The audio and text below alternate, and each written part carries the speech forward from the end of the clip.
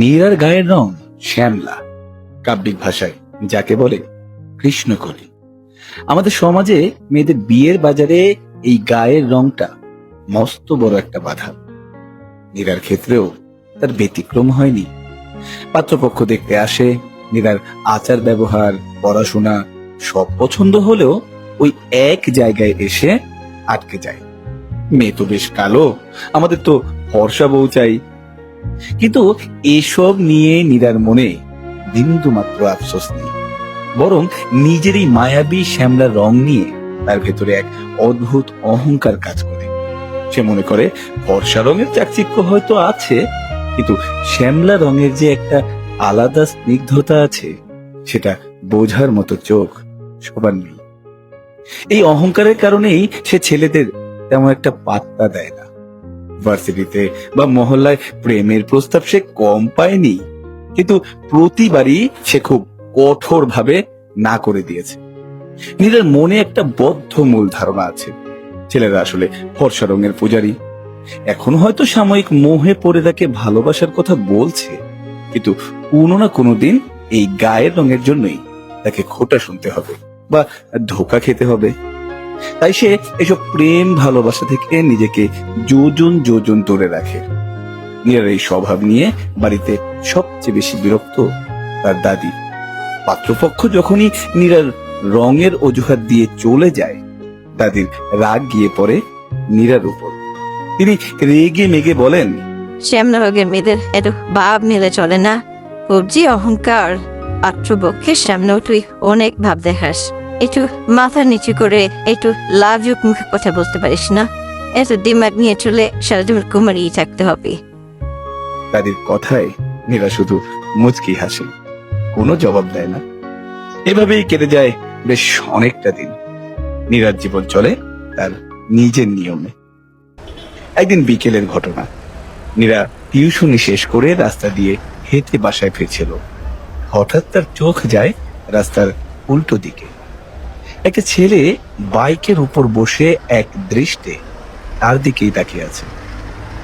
চোখে কোনো খারাপ ইঙ্গিত নেই, বরং আছে এক অদ্ভুত মুগ্ধতা।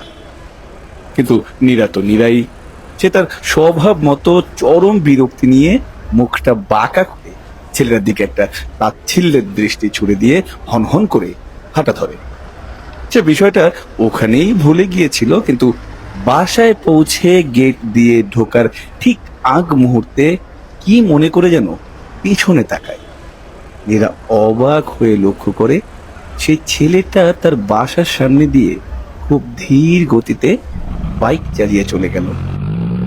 এরপর থেকে অদ্ভুত এক ব্যাপার শুরু হলো। নীরা যেখানেই যায় ছেলেটার সাথে তার দেখা হয়ে যায়। ভার্সিটির গেটে, লাইব্রেরির সামনে, এমনকি বান্ধবীদের সাথে রেস্টুরেন্টে খেতে গেলেও দেখে ছেলেটা একটু দূরেই বসে আছে। ছেলেটা কখনো তাকে বিরক্ত করে না, ডাকও দেয় না, শুধু দূর থেকে মুগ্ধ দৃষ্টিতে তাকিয়ে থাকে। নীরার বিরক্তি এবার রাগে পরিণত হয়। এভাবে আর কতদিন? একদিন সে সিদ্ধান্ত নিল এর একটা হ্যাস্ত সে করবেই। সেদিন বিকেলে লাইব্রেরি থেকে বের হতেই নীরা দেখলো ছেলেটা রাস্তার ওপারে বাইক নিয়ে দাঁড়িয়ে আছে। নীরা আজ আর এড়িয়ে গেল না, সোজা রাস্তা পার হয়ে গটগট করে হেঁটে ছেলেটার একেবারে সামনে গিয়ে দাঁড়ালো। ছেলেটা একটু অপ্রস্তুত হয়ে গেল, কি করবে বা কি বলবে বুঝতে পারলো না। নীরা সরাসরি তীক্ষ্ণ গলায় প্রশ্ন করলো, আপনি কি আমাকে ফলো করছেন? ছেলেটা কোনো ভনিত না করে খুব সহজ ও শান্ত গলায় উত্তর দিল, হ্যাঁ। নীরার রাগ যেন এবার আরো বেড়ে গেল। সে বলল, কেন ফলো করছেন? সমস্যা কি আপনার? ছেলেটা একটা স্নিগ্ধ হাসি দিয়ে বলল, সমস্যা তো একটাই, আপনাকে আমার ভীষণ পছন্দ হয়ে গেছে। নীরা তাচ্ছিল্যের হাসি হাসল। সে ভাবলো, হে আর এমন কি নতুন কথা।